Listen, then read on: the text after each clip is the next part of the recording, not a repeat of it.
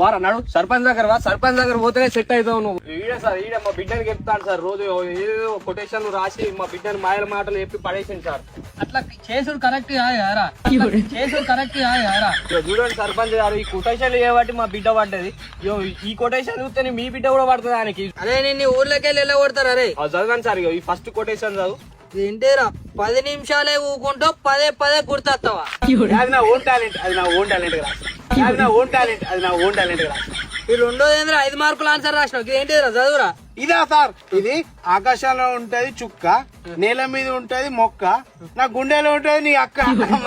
మా కొడుకు పంపించాడు ఫోన్ లో ఆ రోజు.